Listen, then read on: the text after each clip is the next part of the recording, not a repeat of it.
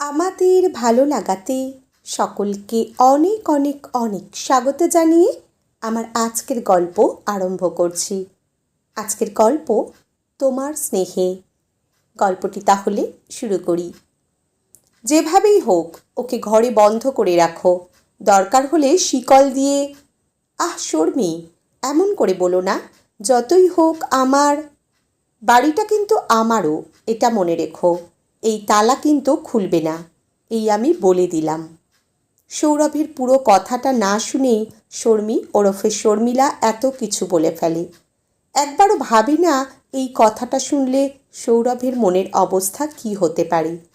সৌরভ বেশ অবাক চোখে চেয়ে থাকে শর্মির দিকে। কেমন দুপদাপ করে সব কিছু অগ্রাহ্য করার ভঙ্গিতে এগিয়ে যাচ্ছে।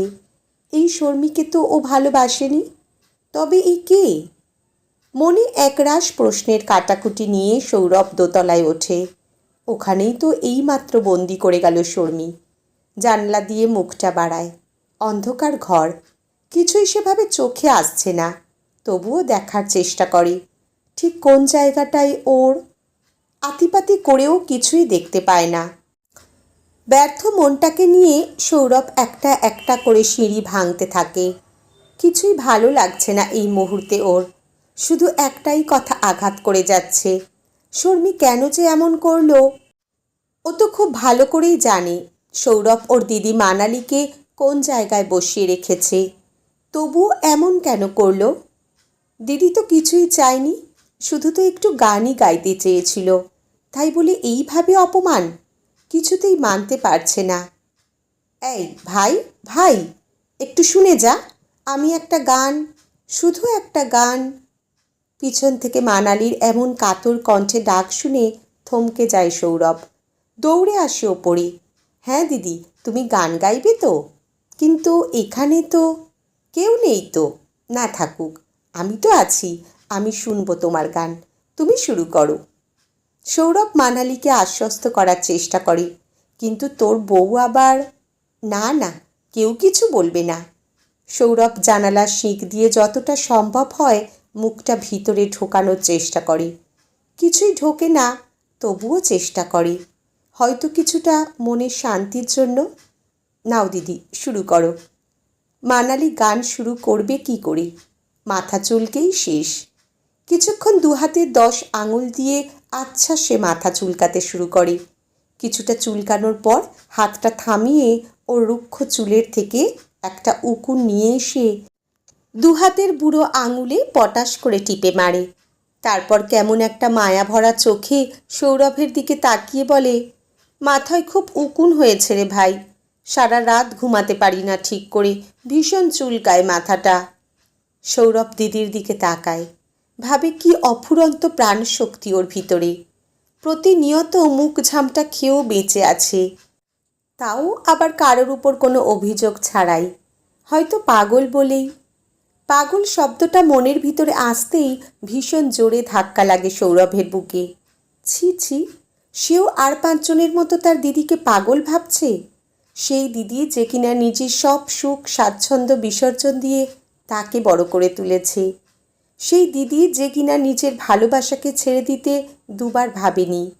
সেই দিদি যে কিনা তার একমাত্র শখ গান শেখা ছেড়ে দিয়েছিল সংসারের খরচ বাঁচাতে। আজ তাকেই কিনা। একরাশ ধিক্কার মাখা ভাবনা সৌরভের হৃদয়কে ক্ষতবিক্ষত করে তুলতে লাগল। মনে পড়ে যায় আজ থেকে বছর 30 আগেকার কথা। সৌরভ তখন ক্লাস 12-এ পড়ে। ঝড় জল কাদা মাখা এক সন্ধ্যায় টিউশন থেকে বাড়ি ফিরে এসে দেখে সদ্য দিদিকে। চুলের সিঁথিতে জলজল করছে কিছু লাল হীরের কুচি, কপালে আঁকা 1 পয়সার সাইজের সিঁদুরের টিপ।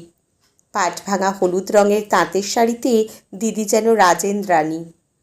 হঠাৎ পাওয়া এই খুশি সৌরভ কী করবে ভেবে পায় না। প্রণাম করতে ভুলে যায়, তার বদলে জড়িয়ে ধরে দিদিকে। আরে ছাড় ছাড়, কী পাগলামো করছিস? এইভাবে কেউ জড়িয়ে ধরে? আমার লাগছে তো। লাগুক, তাও আমি তোমায় ছাড়ব না, ছাড়লেই তো তুমি আবার চলে যাবে। ক্লাস 12-এ পড়লেও সৌরভ তখন যেন একটা বাচ্চা শিশু। দিদিকে পেয়ে ভুলে গেছে জগৎ সংসার। আচ্ছা আচ্ছা, যাব না, এবার তো ছাড়। আমায় ছেড়ে তো জামাইবাবুকে প্রণাম কর, আমার সাথে উনিও তো এসেছেন। এইবার লজ্জা পেয়ে যায় সৌরভ। সত্যিই তো জামাইবাবু এসেছেন, তাকে প্রণাম করা হয়নি। মানালিকে ছেড়ে জামাইবাবুকে নিচু হয়ে প্রণাম করতে যায়। থাক থাক, আমাকে প্রণাম করতে হবে না, নিজের দিদিকে নিয়েই মত্ত থাকো। কেমন যেন কর্কশ মাখা স্বরে গৌতম চৌধুরী অর্থাৎ সৌরভের জামাইবাবু বলে ওঠে। জামাইবাবুর তীক্ষ্ণ আওয়াজে ছিটকে সরে আসে সৌরভ। কি এমন অপরাধ করল বুঝতেই পারে না। আচমকা চোখ চায় ওর দিদির দিকে, খেয়াল করে সেখানে এক বিভীষিকাময় দৃষ্টি। কিছু না বলেই নিজের ঘরে ঢুকে যায়। একটু আগের তীব্র ভালো লাগা বোধ কেমন যেন সন্ধ্যের মরা আলোর মতো মিলিয়ে যায়। সৌরভের যখন মা মারা যায় তখন ওর বয়স 5। মানালি সবে 13তে পা দিয়েছে। বয়স সন্ধিক্ষণে দাঁড়িয়ে ও যেন হঠাৎ করেই বড় হয়ে গেল। কাঁধে এসে পড়ল সংসারের জোয়াল। মানালি আর সৌরভের বাবার একটা ছোট্ট মুদিখানার দোকান আছে, বাড়ি লাগোয়া। খুব বেশি আয় নেই, পয়সার জোর কম, তাই দোকানের মালপত্র খুব সামান্য। কোনো রকমে 4টে পেট চলে যেত। যদিও বাড়তি কোনো শখ এই সংসারে আধিক্যেতা। তার মধ্যেও কিভাবে যেন মানালির জীবনে গানের প্রবেশ হয়ে গেল। কোথাও কোনো গান শুনলে ঠিক তুলে নিত। দরদমাখা গায়কিতে সবার মন জয় করে নিত।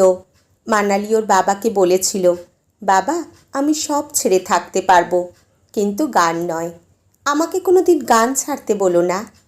হাজার সমস্যার মধ্যেও ওর বাবা ওকে গান শেখানো থেকে বিরত থাকেনি। কিন্তু যখন ওদের মা মারা যায়, মানালির একমাত্র লক্ষ্য তখন ভাইকে মানুষ করা, ভাইয়ের খুঁটিনাটি বিষয়ের দিকে নজর দেওয়া। কিভাবে যেন মানালি দিদি থেকে মায়ের ভূমিকায় অবতীর্ণ হয়ে পড়ে। তবুও তার মধ্যে গান কিন্তু চালিয়েই যেতে থাকে। পিছিয়ে পড়ে পড়াশুনো। মানালি খুব ভালো করেই বুঝতে পারে ওর বাবার পক্ষে কিছুতেই দুজনের পড়াশোনা করানো সম্ভব হচ্ছে না। আসলে ওদের মা মারা যেতেই বাবাও যেন কেমন সংসার সম্বন্ধে উদাসীন হয়ে পড়ে। সংসার কিভাবে চলবে সেই দিকে লক্ষ্য কমতে থাকে। ইচ্ছে হলে দোকান খোলে, ইচ্ছে হলে নয়, পথে নিজের মতো ঘুরতে থাকে। কতদিন তো এমনও হয়েছে মানালি খুঁজে খুঁজে বাবাকে ঘরে নিয়ে এসেছে। এমন করলে তো সংসার চলে না, বাধ্য হয় মানালি দোকানে বসতে। সময় আর পরিস্থিতি যেন তাকে টেনে হিঁচড়ে বড় করে দেয়। তারপর সময়ের মলমে যখন ওদের বাবা একটু নিজেকে সামলে নিতে পেরেছে, ততদিনে মানালির জীবনের একমাত্র শখ গান প্রায় বিদায় নিয়েছে। গান শেখা বন্ধ হয়েছে, হারমোনিয়াম বিক্রি হয়েছে, শুধু ওর গলার সুরটাই রয়ে গেছে। সেই সুর মাঝে মধ্যে ঝলকে ওঠে ওর গলায়। ঘরের কাজের মাঝে কিংবা ভাইকে পাশে নিয়ে শুয়ে যখন ও গুনগুনিয়ে ওঠে, তখন মনে হয় স্বয়ং সরস্বতী ওর কণ্ঠে আজও বিরাজমান। সময়ের সাথে একদিন মানালির বিয়ে হয়। সৌরভ ততদিনে একটা কথা খুব ভালো করেই বুঝে গেছে, দিদিকে ছাড়া ওর থাকা সম্ভব নয়, যতই ও বড় হয়ে যাক না কেন। সেই কারণেই ওইভাবে দিদিকে জড়িয়ে ধরে হঠাৎ পেয়ে, ঠিক আগের মতো। দিদি যে তার কাছে শুধু দিদি নয়, তার মা। কিন্তু জামাইবাবুর কর্কশ স্বর আর দিদির ভয় মাখা চোখ ওকে ঘুমাতে দেয় না। গভীর রাতে যখন কুয়োর পাড়ে যায় প্রকৃতির ডাকে, তখন শুনতে পায় দিদির গলা। দয়া করে তুমি এমন করে কথা বলো না, আমার শুনতে কষ্ট হচ্ছে। হোক কষ্ট, অত বড় ছেলে এসে জড়িয়ে ধরল, তোমার বুক যখন ওর শরীর ছুঁয়ে যাচ্ছিল খুব মজা লাগছিল, তাই না মাগি? ছি ছি, এ তুমি কি বলছো? ও আমার ভাই, আমাদের রক্তের সম্পর্ক। এসব কথা বলতে তোমার মুখে আটকাচ্ছে না? তোমরা রঙ্গলীলা করবে আর আমার মুখে আটকাবে? সৌরভ ছুটে ঘরে চলে এসেছিল, আর শুনতে পারছে না। এইসব কি শুনছে সে? তবুও যেন কিভাবে একটা চড়ের শব্দ কানে এসেছিল। পরদিন সকালে উঠে দেখে দিদিরা নেই। বাবাকে কিছু না জানিয়ে নিজের ভিতর গুমরাতে থাকে। মাথায় তখন একটাই চিন্তা, কিভাবে দিদিকে উদ্ধার করবে। তবে সৌরভকে আর উদ্ধার করতে হয়নি। একদিন দিদি নিজেই চলে আসে। আলুথালু বেশ, চুলে অযত্নের ছাপ, চোখের নিচে এক রাশ কালি, কথাবার্তা কেমন যেন উদ্ভ্রান্তের মতো। দিনের পর দিন যায়, ওর জামাইবাবু আর নিতে আসে না। সৌরভ তখন কলেজের শেষ প্রান্তে। বাবা মারা যাওয়ার পর দিদি দিন দিন যেন আরও অপ্রকৃতস্থ হয়ে যেতে থাকে। শুধু মাঝে মাঝে গুনগুন করে, এছাড়া তার যেন আর কোনো কাজ নেই। কলেজ শেষ করে কোনো রকমে একটা সেলসের কাজ জোগাড় করে ফেলে সৌরভ। সেখানেই আলাপ শর্মিলার সাথে। চলার পথে দুটো মন একদিন যখন এক হয়ে যায়, তখন শর্মিলাকে দিদির কথা সব খুলে বলে। সব জেনেই তো বিয়েতে রাজি হয়ও। তাহলে আজ কেন এমন ব্যবহার করলো? একটু পয়সার মুখ দেখেছে বলে। কিন্তু সৌরভের সাথে যদি মানালি না থাকতো, তাহলে কোথায় পেত সৌরভকে? আর কোথায় পেত এই পয়সার গরম? কি পাইনি তারই হিসাব মিলাতে মন মোর নহে রাজি। আজ হৃদয়ের ছায়াতে আলোতে বাঁশরি উঠেছে বাজি। মানালির সুরে হঠাৎ করেই চিন্তার সুতো ছিঁড়ে যায় সৌরভের। দেখে এক রক্তিম আভা লাগানো মমতাময়ী মুখ, যার কোনো আক্ষেপ নেই জীবনের প্রতি। আছে শুধু এক রাশ সুগন্ধি মাখা স্নেহ। নিজের অজান্তেই সৌরভের চোখ থেকে দুফোঁটা জল বেরিয়ে আসে। আজকের গল্প এখানেই সমাপ্ত। কলমে শাশ্বতী ঘটক, পাঠে জয়তী। ধন্যবাদ।